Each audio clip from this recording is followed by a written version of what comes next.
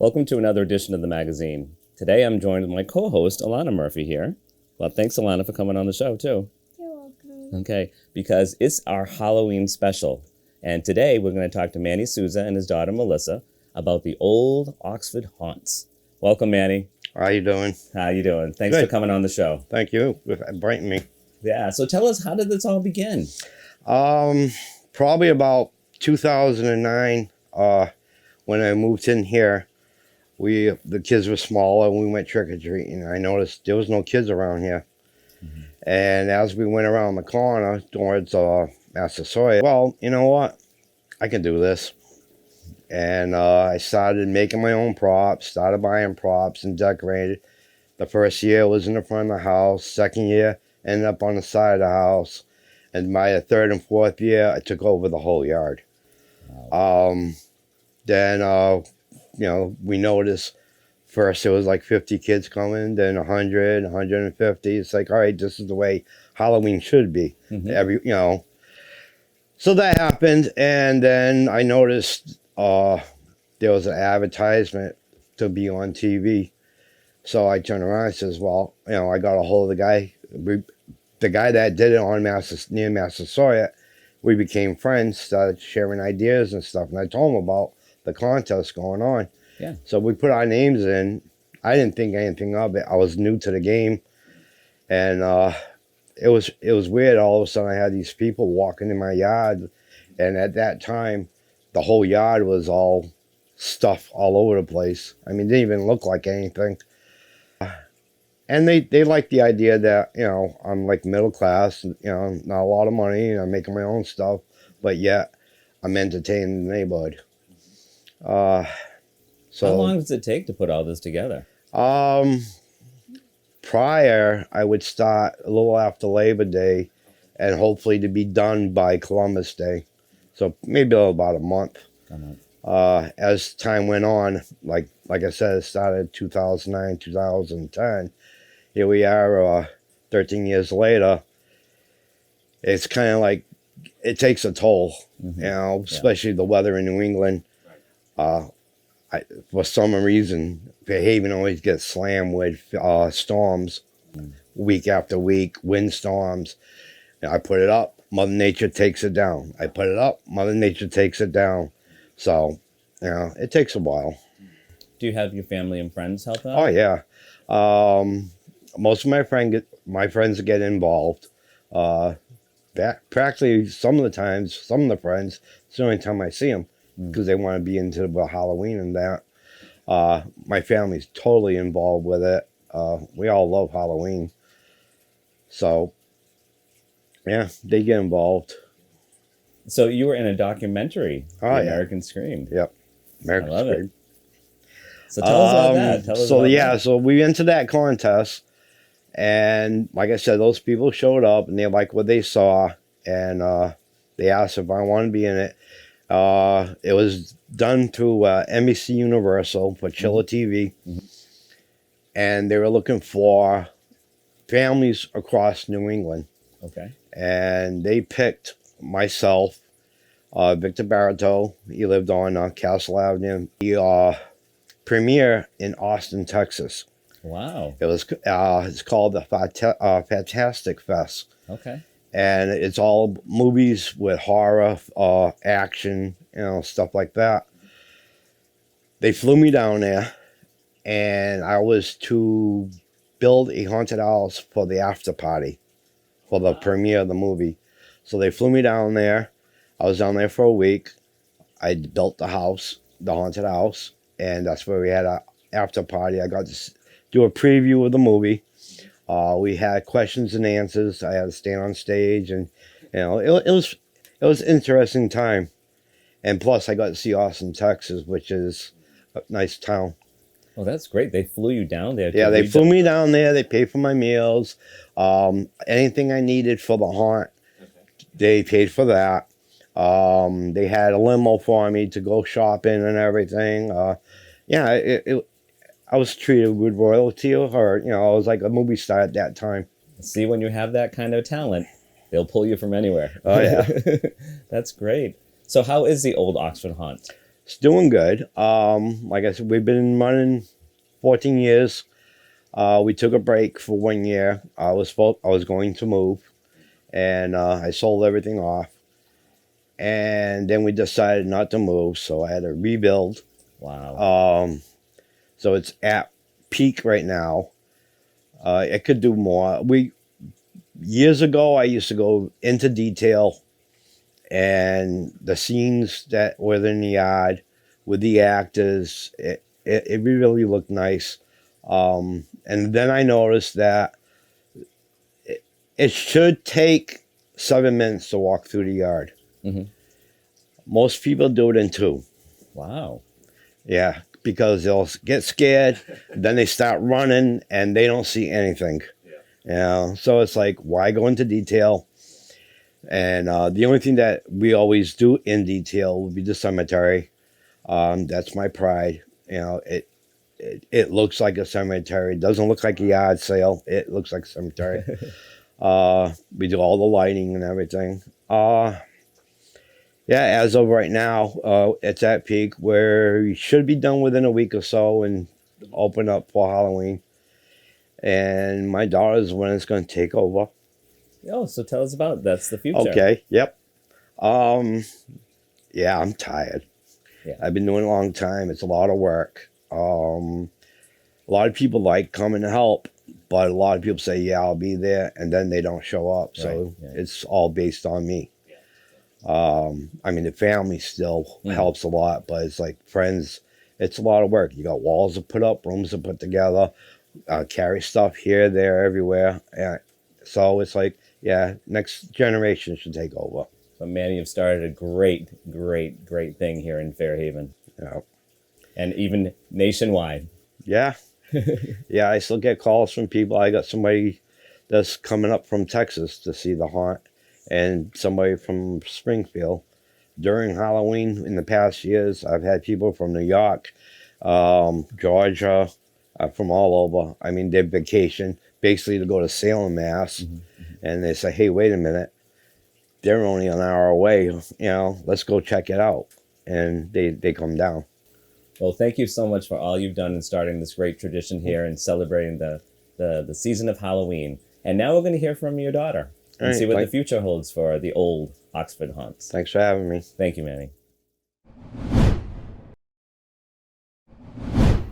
So we're back now with Melissa. Welcome, Melissa. Thanks for coming on the show. Thank you for having me. So Alana would like to ask you a question. So you're on this haunted house now? Yep, I'm taking over. This is my first year. Very good. Thanks for asking that question. Yeah, so Melissa, how long have you been involved with this whole haunts? Since the beginning, I honestly like to tell people that I grew up at Ole Oxford Haunt. That's great. Yeah, I've been scaring in the haunt since I can remember. I've been a little kid running around, going from room to room, trying to get as many scares as possible on these people. It's fun. It's thrilling. And then I've kind of gained more of a role by being like the creepy little girl in the zombie area. Okay. And I grew up over there, and that was my spot. And I got to take full control over that area. But now that I'm older, I can't really be a creepy little girl. So last year I was a possessed girl in a bed, and I actually made the whole bed to go up and down the street in. Oh, wow. Yeah, so it looks like I'm making the bed move. But like my dad said, he's getting tired. So I'm taking over this year. I'm putting this all together. Wow. Yep. And gonna be starting to run it from now on. Well, that's great. I mean, your dad's put a lot of time and effort into this, and I'm sure he's still going to. Definitely. Even though you're in charge, he's going to be out there helping you right alongside you, I'm sure. Oh, yeah. He'll definitely still be a part of it. So what can people expect when they come to a haunt? Fun. Halloween time. Getting scared, thrilling, having fun with your friends. I think the haunt honestly brings the community together. You get to see so many people come here, and it's just like so touching to see all these people come from honestly everywhere around the U.S. So you were in the American Scream also, I hear. Yeah, I was around like 12 when to school and be like, my dad's in a movie. Like, there's cameras at my house all the time. The Haunt, you know. That's good. Yeah. So what kind of things do you build? Do you build some things also for the Haunt? Well, so far it's been like crazy costumes because I haven't really like taken over. So I was a giant teddy bear one year. Okay. And I was still in that area back there. This past year I made that whole bed. Okay. And I was the creepy girl moving around in the bed. But honestly, moving forward, I want to get some of the things that my dad had around, like what I see the peak of the Haunt being like 2012 when we were in the documentary and stuff. Because like you said, we were going to move. So we sold like a bunch of things that we had and a bunch of like props and stuff. And some of them in my mind, they were like iconic to our Haunt, you know? Right, so I want to be able to recreate those. Oh, good. Yeah. Good. That's an undertaking in itself, too. But getting back to some of the 2012. Yeah. I want to be able to bring back some of the props that my dad handmade. Okay. Great. Great. And so when can people come to the Haunt? I'm not sure about the weather, but if we pull through, hopefully we'll be open by next weekend, maybe the 13th. Okay. I'm really shooting for Friday the 13th to be opening night because that would be so cool. But definitely for October, we'll be open Friday, Saturday, Sunday until 9. And then for Halloween weekend, the 27th to the 31st, we'll be open until people stop coming. Oh, great. Yeah. Great. That's awesome. And so with the address? 60 Oxford Street, Fairhaven.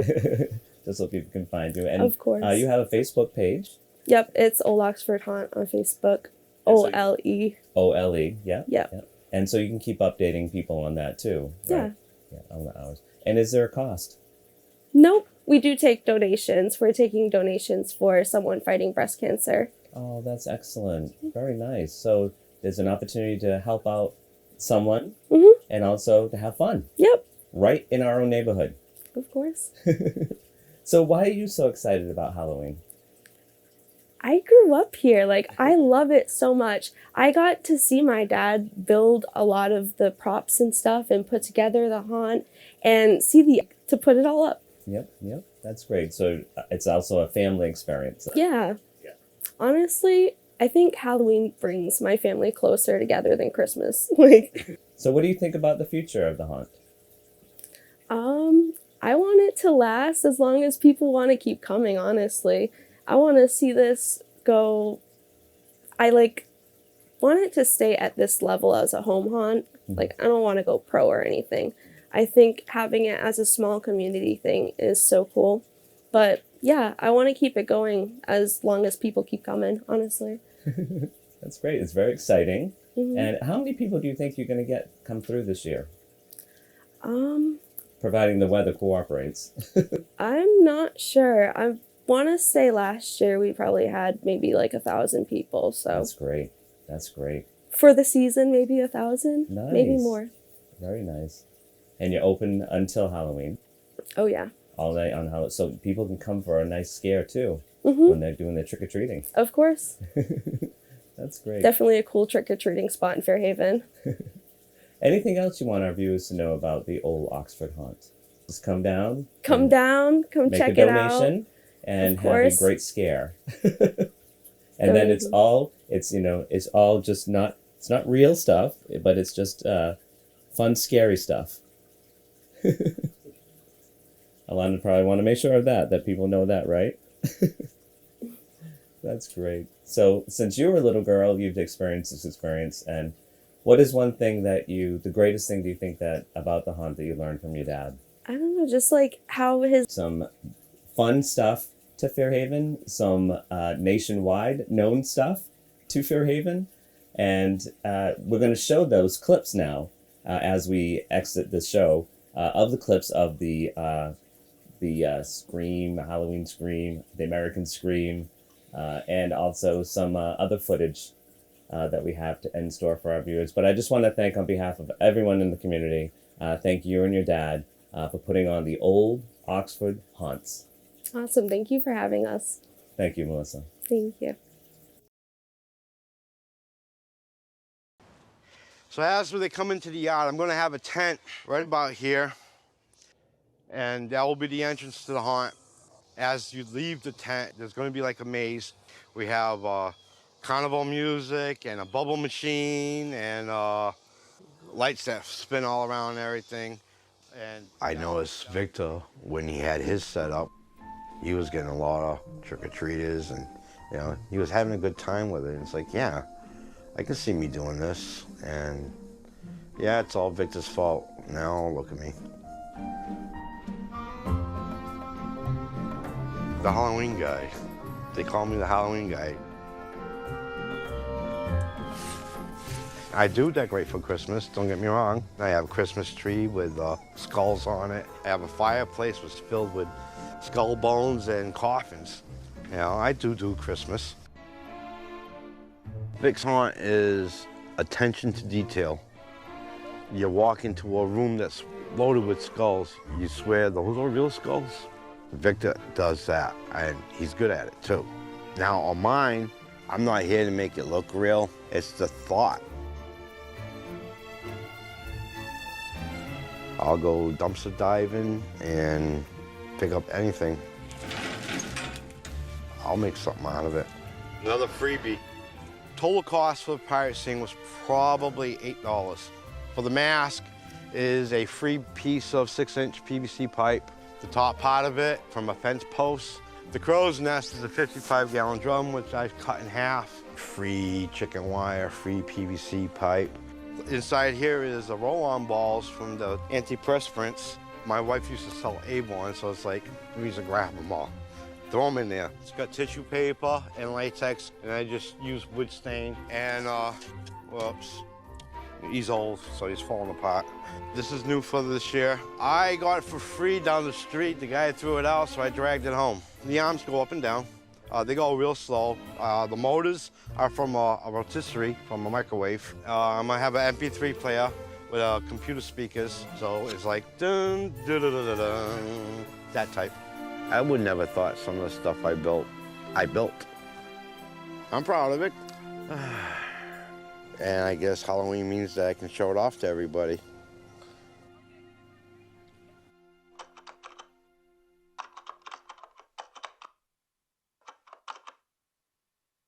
The neighborhood news, a local town paper, wanted to know what was going on in the town as of events for Halloween, stuff like that. So I did a little research and drove around this town, wrote down everybody's address, who had decorations or whatever, something, you know, more than the ordinary. I mean, if there's a jack-o'-lantern on your porch, obviously you're not gonna make the map. But if you have static figures out front, a graveyard, or something more detailed, then I'll go knock on the door, ask them if it's okay. I mean, I have to ask if it's all right. You know, they want to be recognized. When I first started, I probably had about 4 or 5 people on there, and this year topped off at 17. My house right here on Oxford Street. There's Victor's. Matt Broder's right here on Fort Street. Matt Broder and Mr. Broder, I've known them for a while. Matt's got a big heart, you know, and he does a lot for the Shriners and everything. But in some way, their ways are, I don't know, peculiar. My father used to do this, my father used to do that. We had a haunted yard and all my friends came and we had so much fun. When we have stuff like this going on, we're bonding. You stretch it and stretch it again. Go ahead, keep on doing it, bud. The more time you spend with them, the more time you bond with them, more to get to know their personalities.